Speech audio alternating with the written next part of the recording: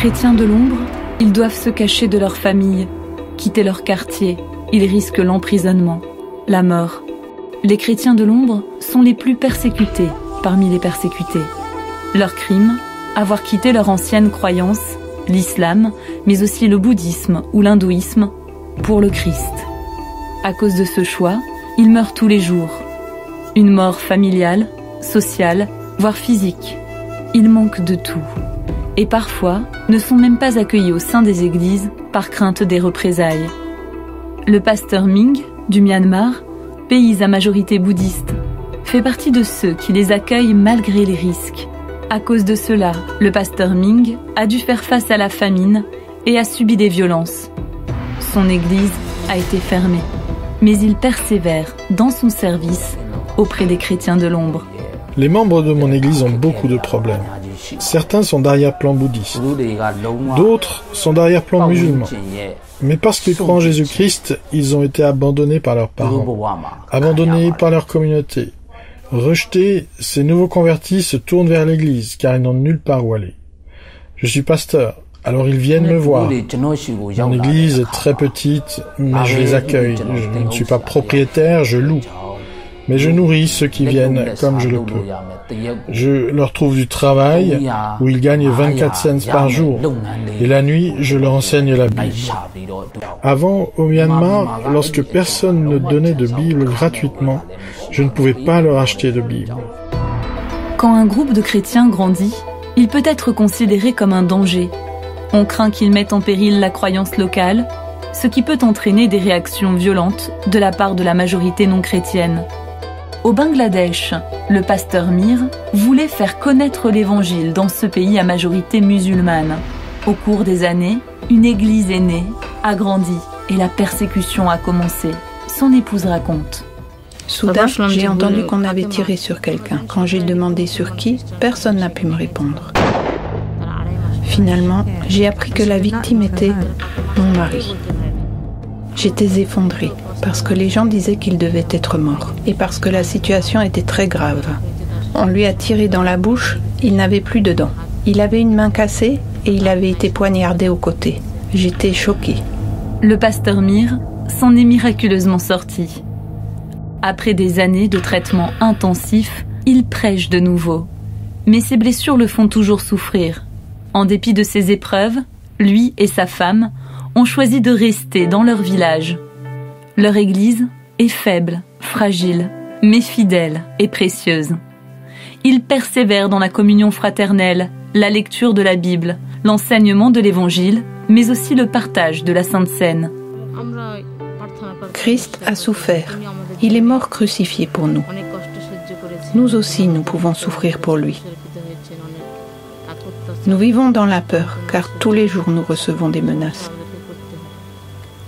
Si nous partons, il n'y aura plus d'église. Et ceux qui viennent de placer leur foi en Jésus risquent de chuter. L'église du pasteur Mir n'est constituée que de chrétiens de l'ombre. Chaque membre connaît des persécutions pour avoir quitté l'islam. Ils ont besoin de modèles de courage, d'amour et de pardon pour continuer à persévérer dans l'épreuve. Chrétien d'arrière-plan hindou, Thomas a été rejeté par sa famille pendant 13 ans. 13 années où il a dû voyager de ville en ville et faire des petits travaux pour pouvoir survivre dans un pays, l'Inde, où sans appui de sa famille et de sa caste, on n'est rien. Aujourd'hui pasteur, il a lui aussi expérimenté la persécution.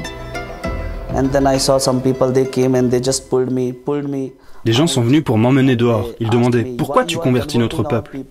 Pourquoi tu leur donnes de l'argent et tu leur fais changer de religion ?» J'ai répondu « Non, je n'ai donné d'argent à personne et je n'ai converti personne. Vous pouvez leur demander si je leur fais changer de religion. Je parle simplement de l'amour du Seigneur Jésus-Christ et de ce qu'il a fait pour nous. » Et pendant que je parlais, quelqu'un m'a frappé sur le nez, j'ai commencé à saigner. Je protégeais mon visage avec mes mains. Ils ont commencé à me frapper avec des bâtons, avec leurs pieds et leurs poings. Ils m'ont frappé avec violence. Ils m'ont lancé des pierres et après ça, ils m'ont traîné dehors dans un autre endroit. Certains disaient « Versons du kérosène sur lui et brûlons-le vivant ».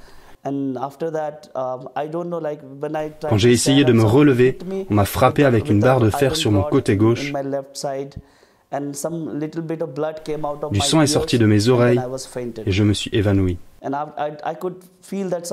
Je sentais que des gens me frappaient et quand j'ai ouvert mes yeux, j'étais en prison.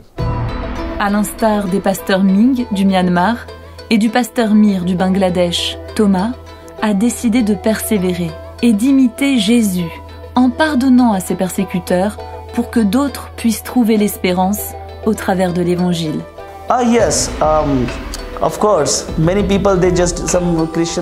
Plein de gens, d'organisations chrétiennes se sont présentés quand j'étais à l'hôpital. Des commissions pour les droits de l'homme sont venues me voir et m'ont dit « S'il vous plaît, donnez-nous un nom pour que nous portions plainte. » J'ai répondu « Non, je ne veux pas porter plainte contre eux. » Parce qu'ils ne savent pas ce qu'ils ont fait. Je continue à prier pour ce village, parce qu'il faut que tous ces villageois sachent qui est Jésus. Je les ai pardonnés, bien sûr. Je les aime. Il est impossible d'en connaître le nombre exact. Les convertis d'arrière-plan musulmans, bouddhistes ou hindous constituent une église fragile, mais vivante et vibrante. Avant de choisir Jésus-Christ et de quitter leur ancienne croyance, ces chrétiens savaient qu'ils devaient payer le prix fort. Et ils l'ont accepté pour l'amour de Jésus. Aidons-les à garder cette espérance. Prions pour que brille l'Église de l'ombre.